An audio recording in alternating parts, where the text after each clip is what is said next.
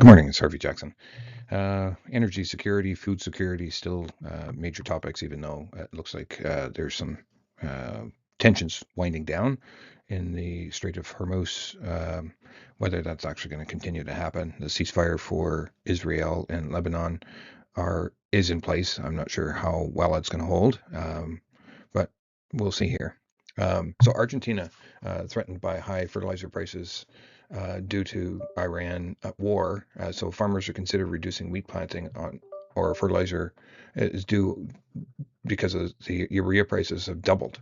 Now, so you're talking about what they're going to switch to. They're either going to reduce or just go to another crop.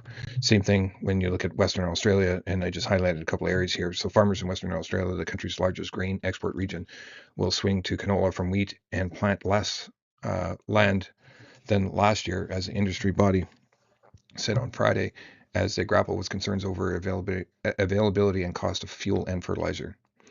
So the extent of land planted with wheat is set to fall 14%, and urea areas expected to expand 16% just in these regions. So that's a big shift just because of fertilizer. And they just basically said fertilizer has doubled. Fuel prices are yesterday I quoted Australia making some sort of deal with Malaysia to get some swapping phosphate for fuel. So the crunch is happening as boats normally take a month and a half to get to destination from the Arab nations. It's taking that long, and now it's finally starting to really show up at a lot of the areas where they were getting the shipping. So there's still some more pain yet to see here. Iran war. Trump hints at new U.S.-Iran peace deal as Lebanon ceasefire. They don't have an exact date, but it's going to end soon, he says here. But he said that quite a few times. A lot of people displaced. Britain and France are co-chairing a meeting on the Strait of Hormuz. So some of the allies are finally stepping in to give them a hand, and I'm sure Trump loves that. Trump says Iran war should end soon. Trump, it's a big deal. Trump said a 2-week ceasefire, which ends next week, could be extended. Again, taco again here, but let's if they can come to some sort of agreement, for sure, it's great. As commodities reshape geopolitics, currency pecking order gets a reset. And I've been talking about the Canadian dollar going up while the U.S. While the crude oil is going the opposite direction. And that's normally not what happens when you're an oil economy. But this article does explain a little bit, but there's just a shift away from um, U.S. So that, and it says right here, as some investors see potential for even bigger gains as an increasingly fragmented global order, uh, uh, accelerated by the U.S. Go it alone shift, and the rise of China drives nations to prioritize energy security and secure commodities essential for AI build out and green transmission. So energy security is mentioned again. It's every day it's mentioned, and that's why I think canola and the veg oils have uh, a, a bit of a floor underneath them. I don't know where the floor is, but it's definitely moved up over the last few months. This was an interesting article or segment that I heard on Bloomberg, and I just asked AI to give me a bit of a synopsis, but it's like so declining trend. Farm share of total food dollar dropped from 14.7% or cents per dollar in 2007 to 5.8 to 5.9 cents. So that's a big drop. So quick look at the weather. Frost and frost warnings. And then you got red flag warnings, which is fire and wind, and then you got flooding right next to it. So it's all over the place. More red flag warnings over there, or fire warnings, right? So quick look at the temperatures here. You can see that we dropped down into the 20s here. So if that's going to impact any of the winter wheat that's growing, I think it could. So not only drought concerns, you've got frost concerns. And here we are, another 10 days out, and you don't even have moisture in those areas as well. Again, this is the key area, and uh, it seems to be deficient in moisture again. So this is 2000, as I just talk right now before I hit play. This is 2012 that for this same week, and as I move the cursor about this is current. drought monitor. This is 2012. And a lot of people are making comparisons to 2012 as far as the drought, but we're far worse starting than we are on the 2012 drought monitor index or starting point here. Here's your drought monitor. There's lots of color in there.